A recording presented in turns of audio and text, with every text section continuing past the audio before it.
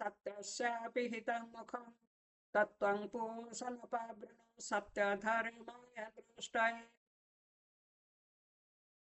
I welcome everybody to the Swadhyaya Jnana Yajna program by Academy of Yoga and Oriental Study, Bhubaneswar.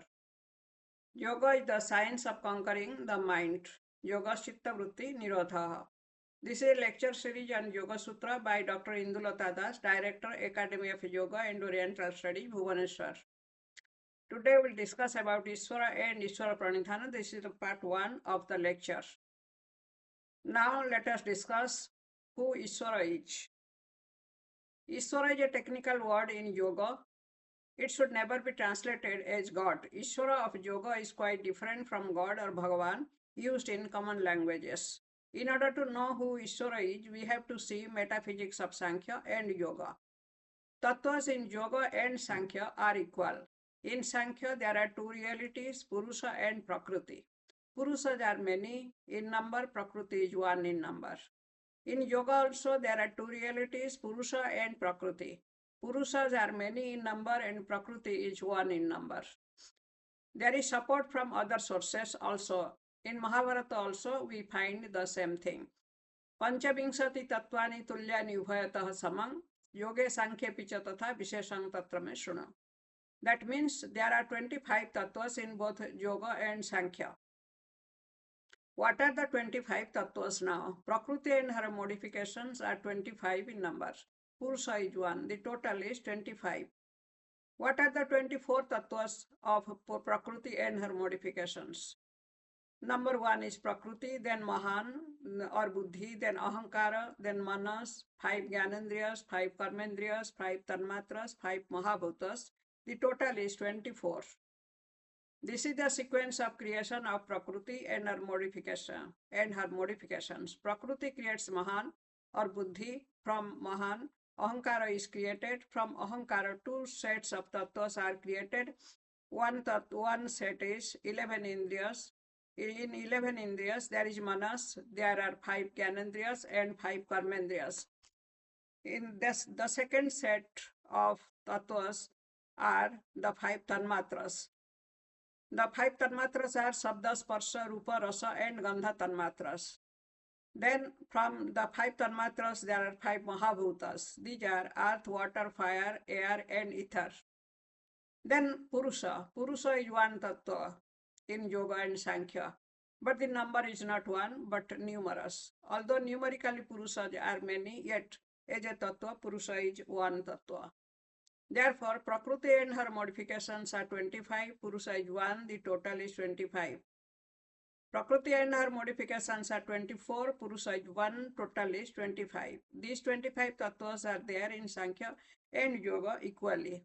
There is no Ishvara in Sankhya, there is Ishvara in Yoga.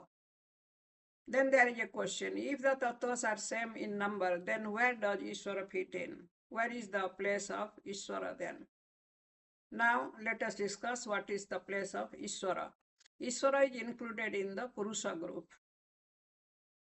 Then there is a question again. Then why is he specially named and is called Ishvara? Why not Purusha?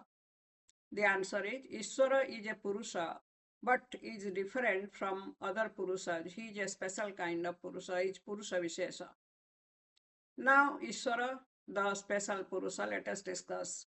Patanjali defines Ishvara as Klesha Karma Vipaka Shair Aparamushtaha Purusha Visheshaha Ishvaraha. Ishvara is a special Purusha who is not touched by Klesha Karma Vipaka and Asaya.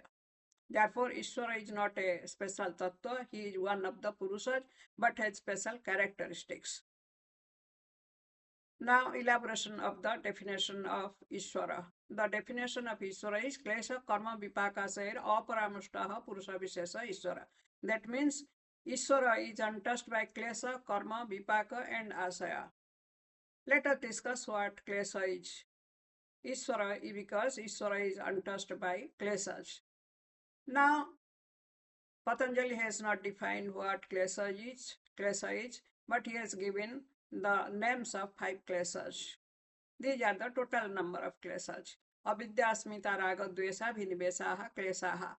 Kleshas are avidya, asmita, raga, dvesa and abhinivesa. These are the kleshas. Number one klesa is avidya. Avidya is wrong knowledge. It is mistaking something to be something else.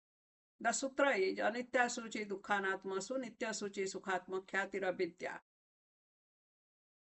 That means number one, mistaking anitya to be nitya, mistaking ephemeral things to be eternal, anitya to be nitya. Number two, mistaking impure or asuchi to be pure or suchi. Number three, mistaking sorrow or dukkha to be happiness or sukha. Mistaking non-self or anatma to be self or atma. These wrong knowledge. These mistaken knowledge is called avidya. Number two, the second klesa is asmita. Asmita is wrong identification of the Purusha with the Prakriti. Purusha is called, in this place, Purusha is called Druksakti and Prakriti is called Darsana Sakti. The definition of Asmita is given like this: Druk Darsana Saktir Ekatmateva Asmita. That means wrong identification of Purusha with Prakriti is Asmita. Then third klesa is raga. Raga is that feeling which is associated to some pleasure enjoyed earlier. Sukhanusai ragaha. Man desires to get the same pleasure again and again. It is an attachment to something. Number four is dvesa. Dvesa is that feeling which is associated with pain experienced earlier. Dukkhanusai dvesaha. It is repulsion. One does not desire to experience that sorrow again. It is hatred for something. Number five, Abhinivesa. Number five klesa is Abhinivesa. Abhinivesa is fear of death. It is deep love for life. Sorosabahi vidusopi tatharuda Abhinivesaha. Patanjali writes. That means it perpetuates continuously with one sanskaras. It is that feeling which is equally present in wise and ignorant. It is the fear of pain one experiences at the time of death. He has deep love for life. He does not want to die. So this is Abhinivesa. Abhinivesa is fear of death and deep love for life. So these are the klesas. Why does one fear death, although he has not experienced the pain of death till now? In Abhinivesa, we have a question that why does one fear death, although he has not experienced the pain of death till now? The answer is he has not experienced death in the present birth, but he has died crores of times in his previous lives. The experiences are present in subtle form in his chitta. He does not want to experience it again. Therefore, he is afraid of it. Now, Ishvara is free from all klesas. Avidya, Asmita, Raga, Dvesa, and Abhinivesa. Ishvara is free from all klesas. He has no klesas at all. The five klesas are with all the living beings, all the Purusas. But Ishvara, although he is a Purusa, he has no klesas at all. There is a question now. But there are Purusas who are liberated. They have no klesas either. How is Ishvara different from those Purusas? Or Purusa or Ishvara is equal to the liberated Purusas? The answer is all the liberated Purusas had klesas earlier. They are free from klesas after they are liberated. But Ishvara is never associated with klesas at any point of time. He had no klesas in the past, he has no klesa in the present, and he has no klesa. He will have no klesas in the future. Now klesa is over. Now we come to karma. The second, the Ishvara is untouched by karma. Now, what is karma? Let us discuss. Karma or action is of four types: Shukla karma, Krishna karma, Shukla Krishna karma, or Shukla or Krishna karma. Shukla karma is good action like helping others, giving charity, etc. Krishna karma is wrong action, harming others' interest, etc. Number three is Shukla Krishna karma. It is a mixture of right and wrong actions, the daily actions done by common man. Then there is the fourth kind of action, that is Asukla Akrishna karma. Good actions but not with selfish motive.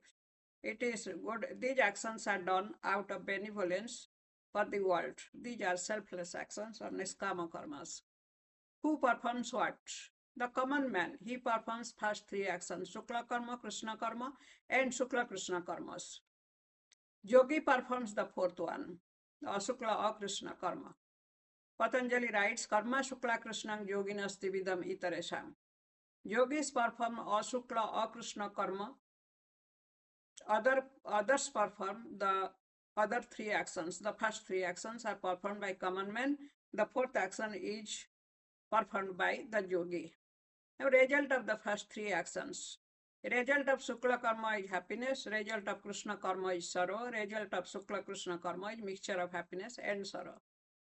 Then cycle of actions, birth and death. First, one performs actions in one birth, consumes the results in that birth or in subsequent births. Next, while consuming results, again he performs more actions in that birth. Next, again he takes birth to consume the results of the new actions. Next, in that body, again he performs actions. Next, he moves in the cycle of birth and death to consume the results, and he goes on performing actions. Like this, there is a cycle of birth and death. Because of his actions, he rotates in the cycle of birth and death again and again. Now, let us come to the fourth action, that is Ashukla Krishna Karma. Ashukla Krishna karmas may be called Niskama karmas. Yogis perform such karmas out of generosity for the world. The results are not binding on the yogis. They do not have to move in the cycle of birth and death because of their karmas. Now, for example, the Vedic rishis, they contributed the great works like the Vedas, the Upanishads, etc. to lead the society on the path of dharma and spirituality. Then Vyasa and Valmiki, etc., all noble persons, they are other examples of doing the fourth kind of actions. Now, Ishvara and the karmas. Ishvara does not perform any karma. Therefore, he does not consume any result. He has no bondage due to actions. He does not rotate in the cycle of birth and death. He is totally untouched by any kind of karma. Then, after karma, after klesha and karma, there is the vipaka. Vipaka is the result of all the karmas. Ishvara is untouched by the vipaka. Vipaka is the accumulated results of actions. Patanjali writes, Sati mule tad vipako jatyair bhogaha. That means when there is klesha at the root, there are three vipakas: birth, longevity, and consumption of sorrow and happiness. Birth is jati or janma, longevity is ayu, consumption of sorrows and happiness is bhoga. Jati, ayu, and bhoga are the vipakas. Vipakas result in three ways: jati, ayu, and bhoga. Already we have discussed this. Now, how a birth or jati is decided? Accumulation of many good actions result in one good birth. Then accumulation of many bad actions result in one low birth. Then how longevity or ayu is decided?